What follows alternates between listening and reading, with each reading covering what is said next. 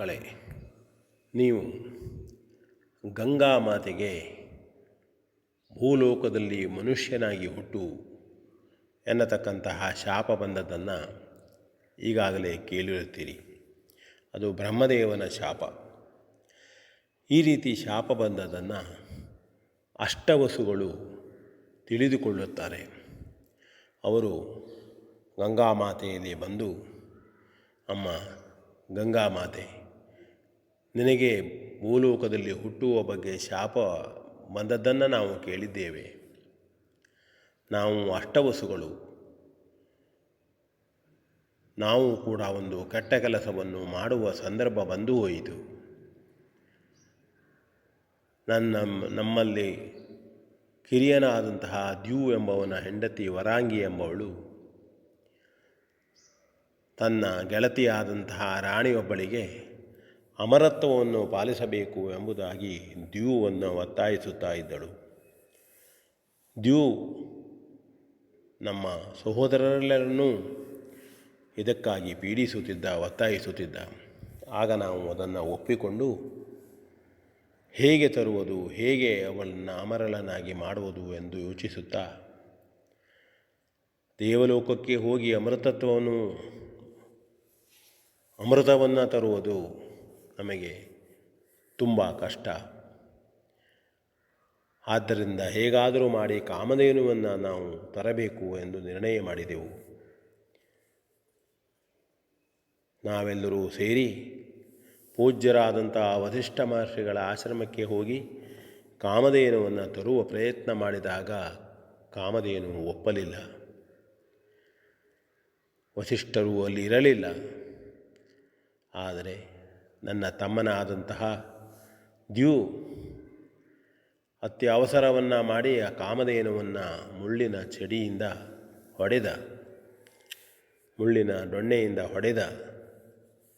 ಅದೇ ಸಂದರ್ಭದಲ್ಲಿ ಮಹರ್ಷಿಗಳಾದಂತಹ ವಸಿಷ್ಠರು ಆಶ್ರಮಕ್ಕೆ ಬಂದು ಇದನ್ನು ತಿಳಿದುಕೊಂಡರು, ಅರ್ಥ ಮಾಡಿಕೊಂಡರು. ಅವರಿಗೆ ಸಿಟ್ಟು ಬಂತು. ಅವರು ನಮ್ಮನ್ನು ಮನುಜಲೋಕದಲ್ಲಿ ಹುಟ್ಟಿ ದುರ್ಮರಣಕ್ಕೆ ಒಳಗಾಗಿ ಎಂಬುದಾಗಿ ಶಪಿಸಿಯೇ ಬಿಟ್ಟರು.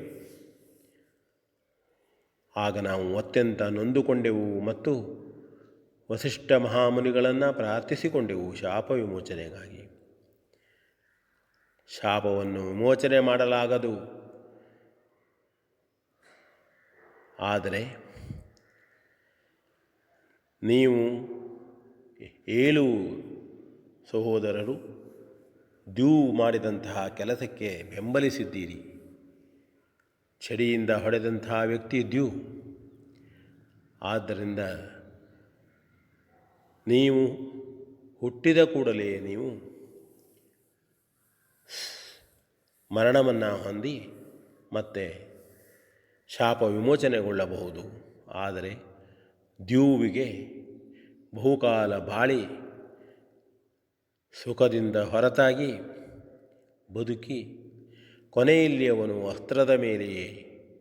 ಚೂಪಾದ ಅಸ್ತ್ರದ ಮೇಲೆಯೇ ಮಲಗಿ ಸಾಯುವಂತಾಗುತ್ತದೆ. ಆಗ ಅವನಿಗೆ ಶಾಪ ವಿಮೋಚನೆ ಎಂಬುದಾಗಿ ಹೇಳಿದರು. ಬಹಳ ದುಃಖವಾಯಿತು. ನಾವೆಲ್ಲರೂ ವಸಿಷ್ಠ ಮಹಾಮುನಿಗಳನ್ನು ಅತ್ಯಂತ ವಿನಯದಿಂದ ಪ್ರಾರ್ಥಿಸಿಕೊಂಡೆವು. ಆಗ ದ್ಯೂವಿಗೆ ಧರ್ಮಪರಾಯಣನೂ ಭಕ್ತಿದಾಯಕನೂ ಸಜ್ಜನ ವ್ಯಕ್ತಿಯೂ ಆಗಿಯೇ ಅವನು ಬಾಳಲಿ ಎಂಬುದಾಗಿ ಅವನನ್ನು ಶಾಪ ವಿಮೋಚನೆಯನ್ನು ಹೇಳಿದರು. ಈಗ ಅಮ್ಮ, ನಮಗೆ ಆ ವಸಿಷ್ಠ ಮಹಾಮುನಿಗಳ ಶಾಪ ವಿಮೋಚನೆಯ ಕಾಲವನ್ನು ನಾವು ನಿರೀಕ್ಷಿಸ್ತಾ ಇದ್ದೇವೆ. ನಿನಗೆ ಹಿಂದಿನ ಜನ್ಮದ ಸ್ಮರಣೆ ಇರಲಿ ಎಂಬುದಾಗಿಯೂ ಕೂಡ ಬ್ರಹ್ಮದೇವನು ವರವನ್ನು ನೀಡಿದ್ದಾನಂತೆ. ಆದ್ದರಿಂದ ನೀನು ನಮ್ಮನ್ನು ಹೆತ್ತು ಕೊನೆಯಲ್ಲಿ ನಮ್ಮ 7 ಜನರನ್ನು ಕೂಡಲೇ ಕೊಲ್ಲಬೇಕು ಮತ್ತು ನಮ್ಮ ಈ ತಮ್ಮ ದ್ಯೂವಿಗೆ